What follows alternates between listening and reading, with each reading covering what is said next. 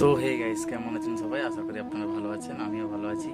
তো আজকে কিছু ফানি ভিডিও না, কিছু রোস্ট ভিডিও না, এখনো সময় আছে, এখনো সময় আছে, নিজেকে পরিবর্তন করো। কিছু মানুষ ভুলটা করে নেওয়ার পর শিক্ষাটা পায়, এখনো সময় আছে, নিজেকে সঠিকভাবে দাঁড়াও।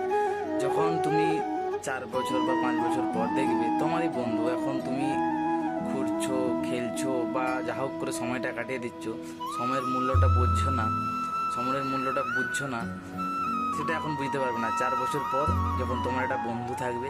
ঠিক আছে, এখন যে বন্ধুগুলো আছে 4 বছর পর সেই বন্ধুগুলোকে তুমি দেখবে, পরিবর্তনটা বুঝতে পারবে। তাদের গাড়ি থাকবে, বাড়ি থাকবে, কিন্তু তোমার কিছুই থাকবে না, কারণ তুমি সময়টা শেষ করে ফেলছো। সময়টা এমন জায়গায় লাগাও যেটা তোমার ভবিষ্যৎ গড়বে। এই সময়টা কিছু শেখার, এই সময়টা কিছু পরিবর্তন করার। এখন যদি না নিজেকে চেঞ্জ করো ভাই, ভাইয়ের মতন করে বলছি, এখন যদি না কিছু চেঞ্জ করো ভাই, জীবনটা শেষ হয়ে যাবে। তোমার মা বাবা তোমাকে ভালোভাবে মানুষ করেছে, ঠিক আছে, এবার তুমি যদি না তোমার মা বাবাকে পরিবর্তনের পর তুমি যদি না তোমার মা বাবাকে দেখতে পারো, একটা খারাপ হবে। কারণ কি জানো তো, লোকে কি বলবে, মা বাবা কোথায় যাবে? মা বাবা তোমাকে ছোট থেকে মানুষ করেছে, তোমাকেও মা বাবাকে মানুষ করতে হবে। এটা হচ্ছে নীতি, আর এটা হচ্ছে সঠিক পথ। এবার তোমরা যদি না সেটা বুঝো, তাহলে অনেক খারাপ হবে, অনেক। আর ভেঙে পড়া নয়, শক্ত হতে হবে, পারবো।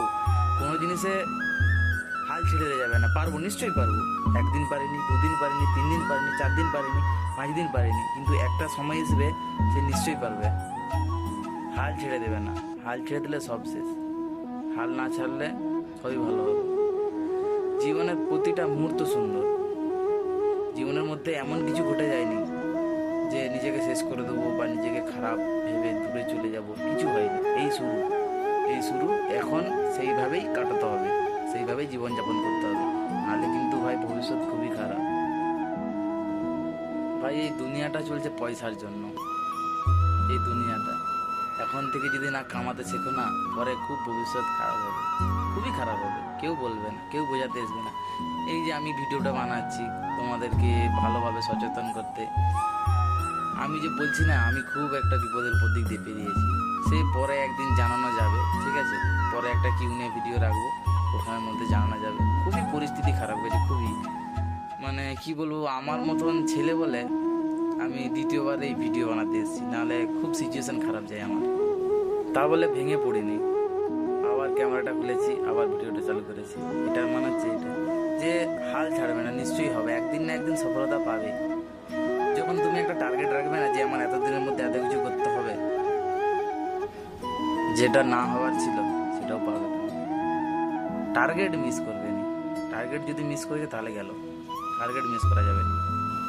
তুমি তুমি এমন কিছু কর্ম করে যাও যাতে লোক তোমাকে দেখে যেমন না চিনে, তোমার কর্মটা দেখে ভালো চিনে। আমি গীতা পড়তে ভালোবাসি, কিন্তু গীতার কিছু কিছু লাইন আমাকে সব থেকে বেশি ভালো লাগে। যেমন একটা আছে যে কর্ম নিবাদি কারস্তে মা ফলেষু কদাচনা মা কর্ম ফল হেতুর্ভু মাতে সঙ্গস্থ কর্মণি। তো তুমি কর্ম করে যাও, ফলের আশা করো না। একটা যখন গাছ লাগাবে, গাছটা যখন সময় হবে নিশ্চয়ই তোমাকে ফল দেবে। গাছের গোড়ায় যে তুমি প্রত্যেকদিন বলবে না যে, গাছের গোড়ায় যে প্রত্যেকদিন তুমি বলবে না যে যে আমাকে গাছ ফল দাও, ফল দাও, ফল দাও। তার জন্য সে ঠিক একটা টাইম রেখেছে, নিশ্চয়ই ফল দেবে।